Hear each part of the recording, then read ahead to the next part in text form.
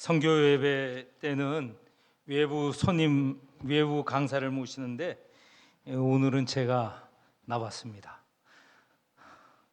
재정을 아끼려고. 네, 인사하겠습니다. 반갑습니다. 사랑합니다.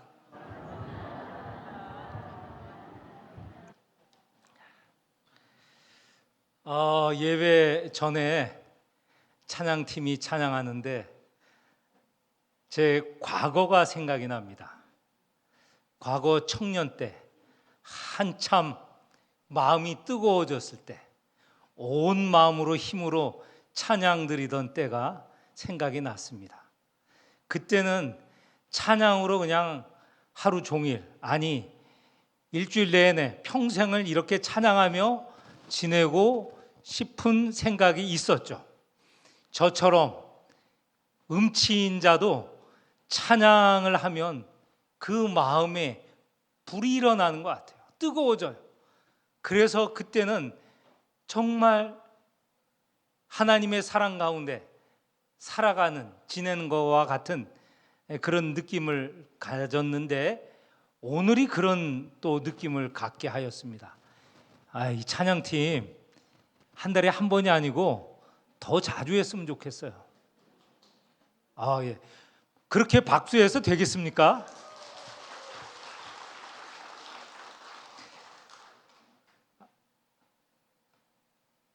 이런 찬양이 아마 계속된다면 주일 예배 때에도 사람이 오겠지만 찬양 예배 때 전도가 될 것 같아요. 고려해 주시기 바랍니다. 네, 오늘 찬양 감사합니다. 오늘 말씀은 지난 5월 12일 주일 매일 성경 본문입니다.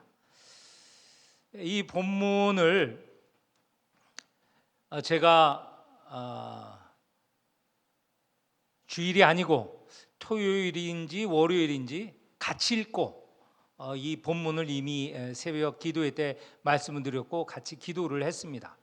그런데 오늘 선교 예배 때 1부, 2부 예배와 연결지어서 말씀드리면 좋겠다. 선교에 관련되어서 좋은 본문이다 생각해서 이 본문을 정하였습니다. 자, 초대교회가 어떤 날에 시작이 되었죠? 오순절. 오순절에 시작이 되었습니다. 오순절 성령 강림으로 교회가 세워졌죠. 교회가 세워지는 데는 오순절 성령 강림의 사건과 동시에 예수 그리스도에 대한 복음이 전파되었고 그로 인하여서 3,000명이 한 번에 세례를 받게 되었습니다. 그리고 세워진 교회가 예루살렘 교회, 초대교회, 처음 교회입니다. 그 이후에 예루살렘 교회는 왕성하게 부흥이 되었습니다. 그런 가운데 몇 번의 위기가 있었습니다. 한 번은 예루살렘 교회의 가장 중심된 지도자 베드로가 잡히고 신문받고 하는 일이 있었습니다. 마치 예수께서 십자가에 달리실 때 잡히시고 신문당하시고 고난받으셨던 것처럼 베드로 역시 그런 과정을 거쳤습니다.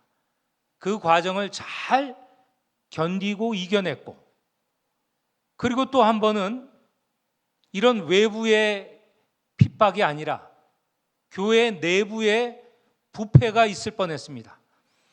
다시 말해서 초대교회는 자기 것을 자기 것이라 하지 않고 나누고 그러면서 가난한 자가 어렵게 살지 않도록 필요를 나누는 그런 교회가 되었는데 그런 가운데 아나니아와 삽비라는 마치 자기들은 헌신하는 것처럼 하면서 사도들을 무엇보다도 성령을 속이려 했습니다. 그런 위기 때에 성령께서 그 모든 것을 분별하게 하여 주셔서 베드로가 그것을 분별하였고 그 부패되는 것을 잘 이겨낼 수 있었습니다. 그런데 또 한 번의 도전이 있었는데 오늘 우리가 읽은 이 본문입니다. 교회 내부에 갈등이 생겼습니다. 이 갈등은요, 교회든 어떤 조직이든 나라든 그것이 쇠락하고 망하는데 결정적인 역할을 해요. 갈등이 있을 때 갈등을 잘 조정해서 그것을 이겨내면 강성해지고 부흥해지고 커가지만 그 갈등을 극복하지 못하면 넘어지는 거예요. 제가 여러 차례 말씀을 드렸습니다.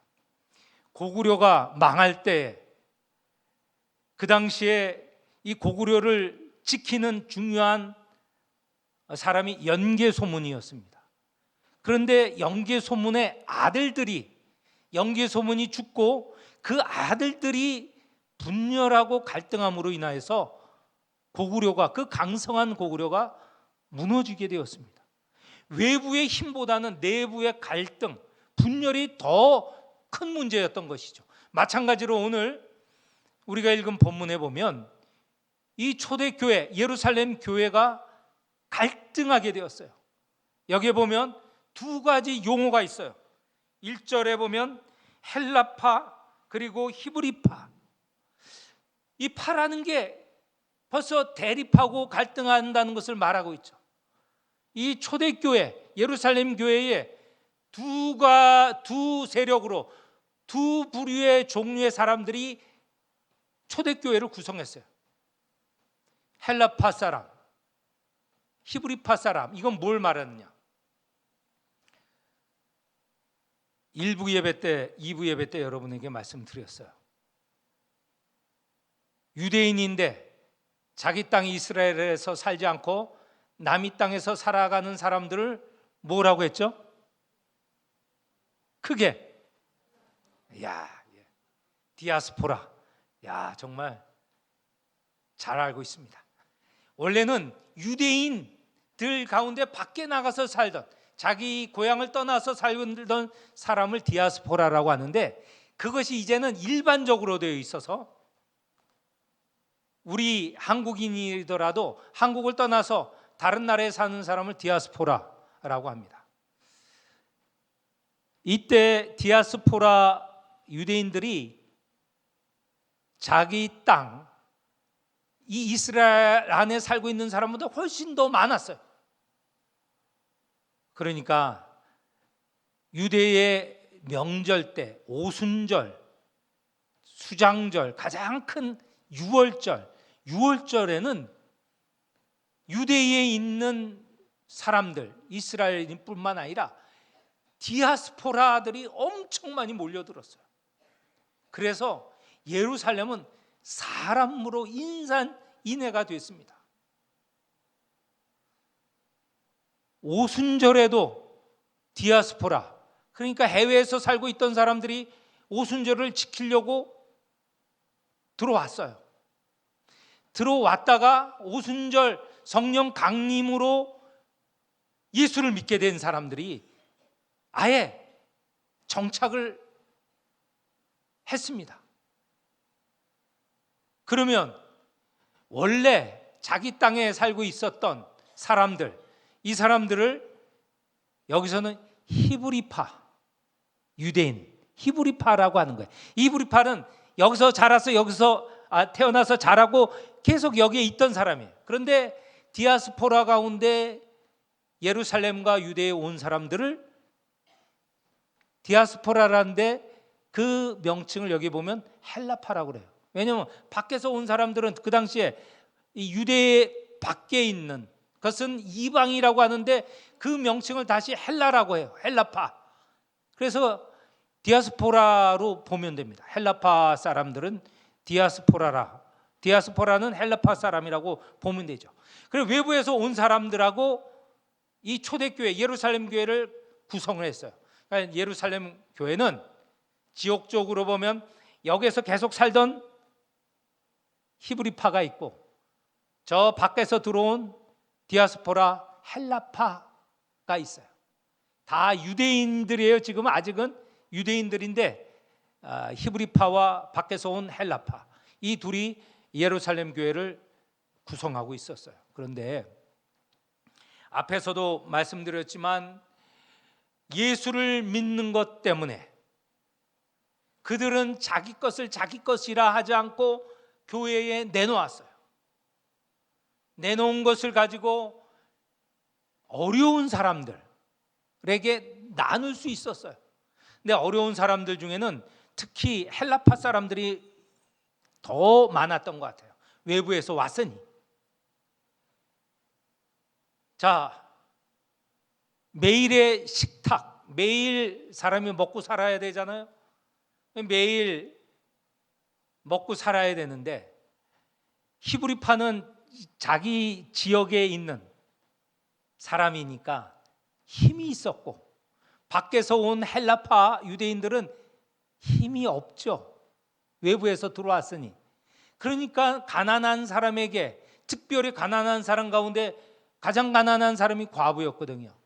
과부들 가운데 밖에서 들어온 헬라파 과부들이 이 밥을 대접받지 못하는 거예요. 음식을 받지를 못하는 거예요. 히브리파들이 꽉 붙잡고 자기네들 아는 사람들 먼저 나누는 거예요. 그러니까 헬라파 사람들 가운데 유대인들이 입이 이만큼 튀어나왔어요. 갈등이 생기게 됐습니다. 그것이 1절의 내용입니다. 제가 다시 한번 읽어보겠습니다. 그때 제자가 더 많아졌는데 헬라파 유대인들이 자기의 과부들이 매일의 구제에 빠짐으로 히브리파 사람을 원망하니. 무슨 말인지 알겠죠?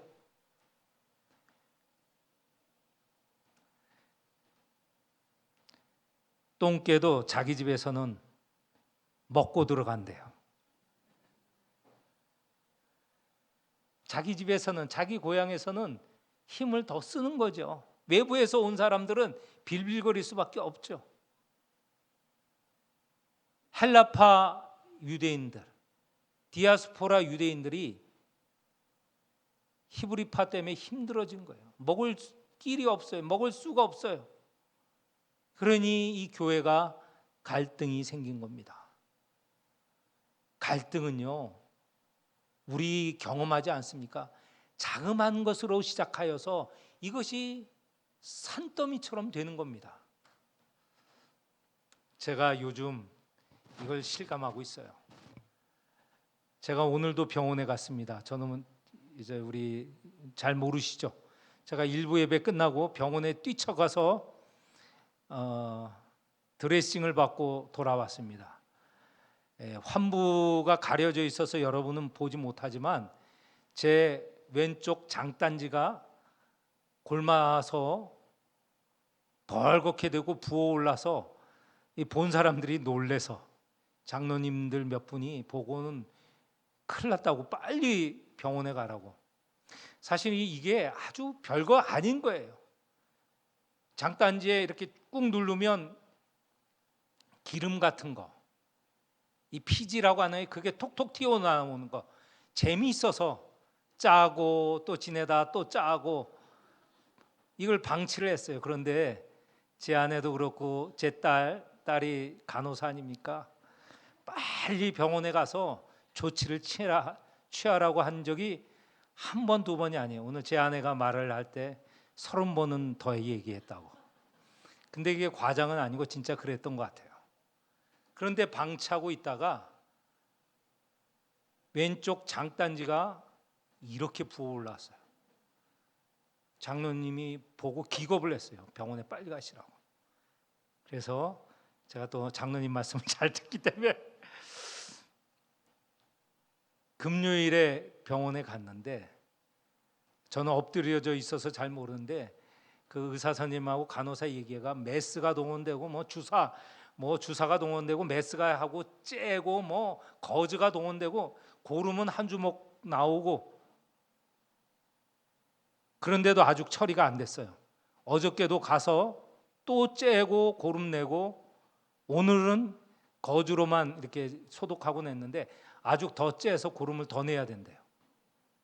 한 번에 치료할 걸 방치했다가 지금 걱정이 돼요. 저는 뭐 어떤 일이 있어도 라오스는 갑니다. 안 갈 수가 없죠. 라오스 안 가면 어떤 장로님이 그러셨나 집사님이 그러셨나, 라오스 안 가면 뭐 어떻게, 개교시가 어떻게 해요? 정말 책임지고 가야 됩니다. 어떻게 됐든 가야 돼요. 무슨 수단을 써서라도 갈 겁니다. 가는 거에 대해서는 걱정하지 마시고. 근데 간단하게 처치할 걸 지금 병원 계속 가야 돼요. 더 째야 된대요. 더 고름을 파내야 된대요. 제 아내가 과장스러운 표정, 손짓으로는 제가 잘 모르겠어요. 이만큼 지금 파들어가 있대요. 그런데도 지금 더 짜내야 된답니다. 고름을.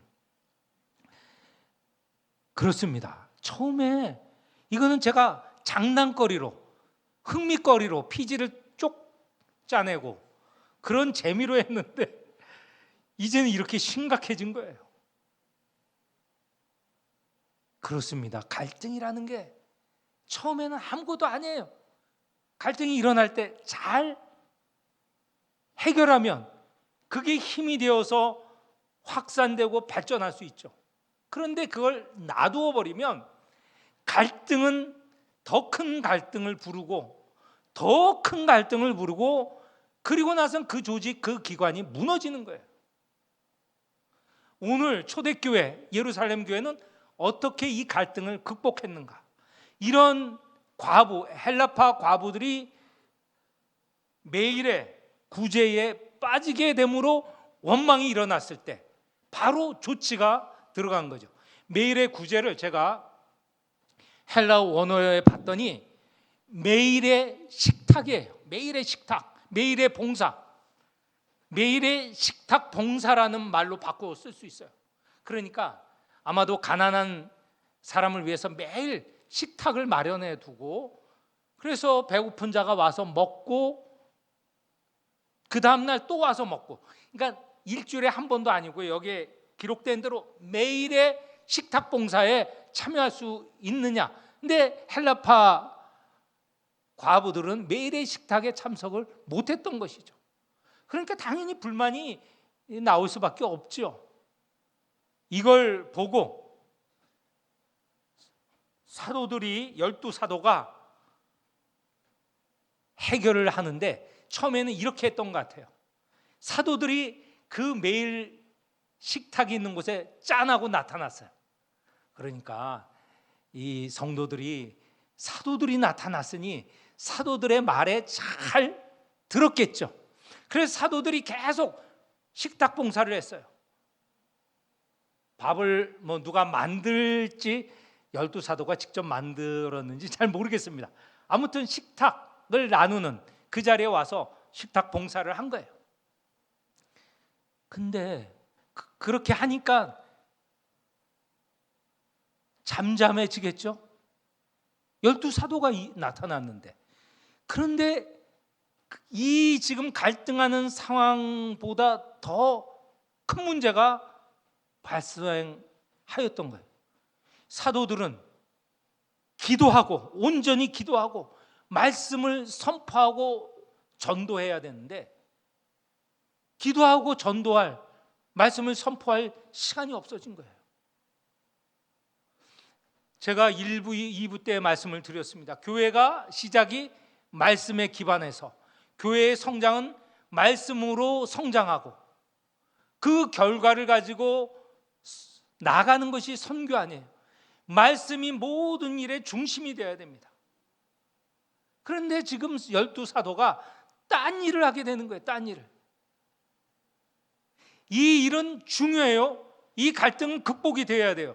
그래서 사도들이 나섰는데 하루 이틀은 괜찮은데 이게 진행이 되다 보니 교회의 근간이 흔들리게 됐던 거예요. 그래서 사도들이 사람들을 불러놓고 이렇게 해서는 안 되겠다 하는 것이 2절의 말씀입니다. 12사도가 모든 제자를 불러 이르되 우리가 하나님의 말씀을 제쳐놓고 접대를 일삼는 것이 마땅하지 아니하니. 이 접대도 식탁 봉사예요. 원어는 식탁 봉사. 요새 집사라는 말의 원어가 디아코노스거든요. 디아코니아는 바로 식탁에서 봉사하는 것을 디아코니아라고 하는데, 우리가 이렇게 식탁 봉사하는 것 때문에 하나님의 말씀을 제쳐놓는다, 하나님의 말씀에 등한히 하게 되었다는 거예요. 이게 위기입니다. 진정한 위기예요. 먹고 못 먹고 하는 것도 큰 위기지만, 더 위기는 말씀이 선포되지 못하는, 말씀이 전하지 못하는 것도 더 큰 위기였던 거예요. 이래서는 안 되겠다 해서 7명을 선정하게 됩니다. 이 식탁 봉사에 전념할 수 있는 7명, 그러니까 구제 사역에 전념할 수 있는 7명, 성령 충만하고 지혜 충만하고 사람에게 칭찬을 받는, 칭찬을 받아야 봉사할 때 말 잘 들을 거 아니에요. 칭찬받지 못한 사람이 일하면 불만이 또 다시 나오지 않겠습니까? 그래서 이 세 가지를 갖고 있는 7명을 뽑았어요. 7명 가운데 그 유명한 스데반이 포함되어 있고, 오늘 아침에 교회가 무슨 교회라고 했죠? 안디옥 교회. 그거는 저쪽 11장, 12장, 13장에 나오는데, 벌써 여기에 안디옥 교회는 아니고 안디옥 지명이 나와요. 안디옥에서 온 누구라고요? 유대교에 들어온 니골라는 이거는 헬라파 유대인이죠. 안디옥이라는 것은 예루살렘,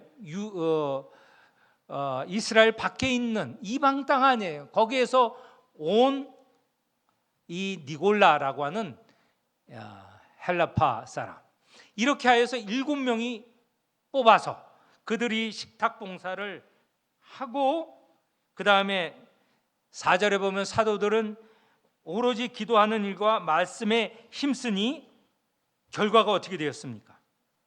7절에 보면 하나님의 말씀이 점점 왕성하여 예루살렘에 있는 제자의 수가 더 심히 많아지고 허다한 제사장들조차 이 도에 복종하였다.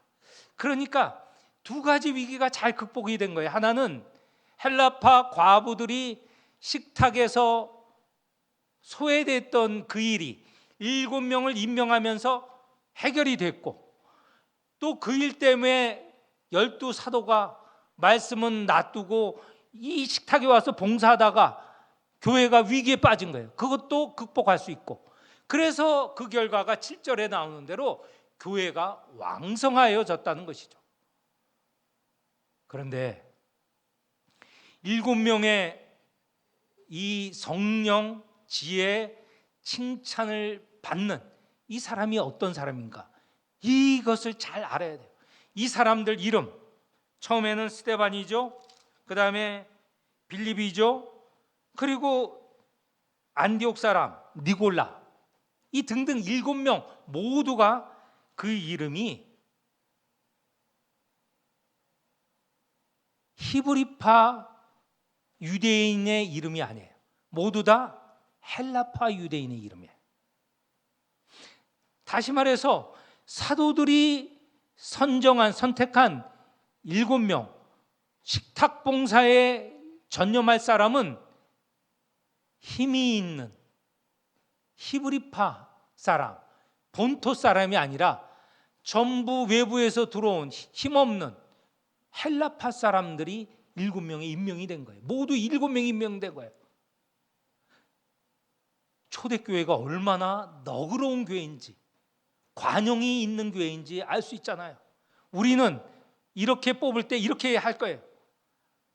그래, 불만이 있으니까 헬라파 4명, 히브리파 3명, 그러면 4대3 하면 숫자적으로 4명이 헬라파니까 헬라파의 의견을 좀 더 들어줄 수 있어. 그렇게 숫자적으로 판단할 수 있는데 초대교회는 그렇게 안 해요. 모든 사람을 다 헬라파 사람으로 선정을 한 거예요. 그러면 헬라파 사람은 이제 식탁의 권한은 우리에게 주어졌으니 우리가 마음대로 해, 이제는 히브리파 과부들이 울게 만들어야지, 그렇게 할까요? 자기들에게 기회가 주어졌습니다. 그리고 이 사람들은 그 성품이 원래 성령과 지혜가 충만하고 칭찬받는 자들이에요. 얼마나 더 엄격하게 정의롭게 공정하게 했을까요? 이들이 맡음으로 인하여서 헬라파든 히브리파든 더 이상 불평이 없게 되었습니다. 이게 초대교회의 너그러움이에요. 관용적이에요. 숫자가 문제가 아니고 이 지금 분위기, 이 초대교회가 나아가고자 하는, 성령의 인도에 따라 나아가고자 하는 우리 교회가 어떤 모습을 가져야 될까라는 것에 이 7명도 깊이 생각하며 자기들이 맡은 일들을 감당한 것이죠. 그렇게 선정한 12사도들이 있잖아요. 12사도들. 이들은 또한 얼마나 폭이 넓습니까? 다 이 사람들이 히브리파 아닙니까? 다 갈릴리 사람이고 다 지금 이 유대 여기서 자라온 사람들이잖아요. 12사도들은. 그런데 그들은 그 중요한 일을 다 외부에서 온 헬라파들에게 맡길 수 있었어요. 얼마나 너그럽습니까? 얼마나 자신만만합니까? 성령이 인도하실 것이다 라는 분명한 믿음이 있었고, 그런 통찰 분별력이 있었던 것이죠.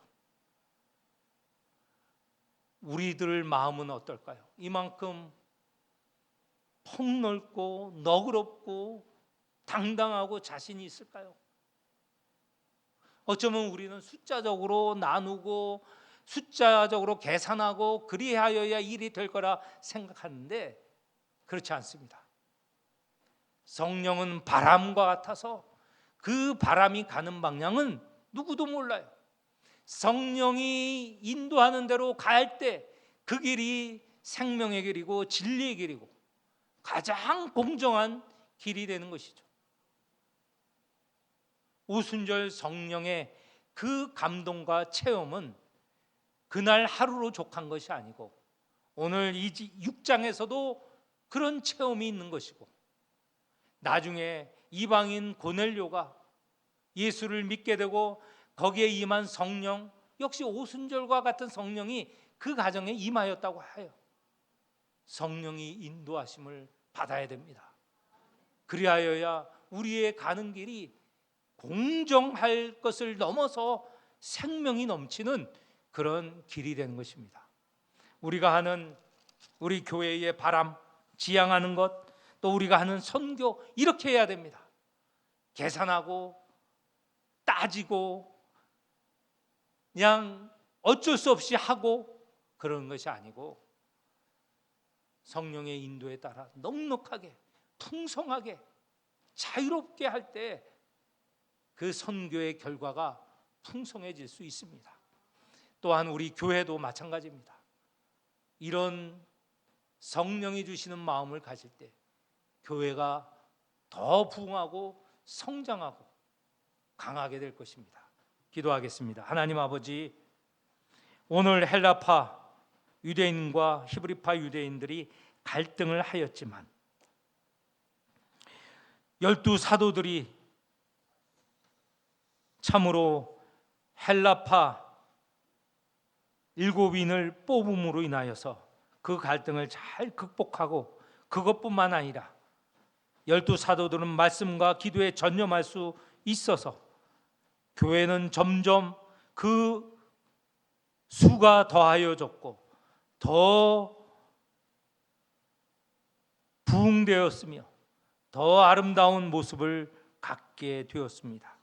하나님, 우리 교회가 이처럼 성령의 인도를 따르고 또 주님이 주신 마음으로 넉넉하고 자비로울 때 부흥할 수 있음을 깨닫게 하여 주옵소서. 예루살렘 교회가 우리 교회의 본이 되며 우리 교회도 예루살렘 교회와 같은 교회가 되기를 간절히 소원하오며 예수님 이름으로 기도하옵나이다. 아멘.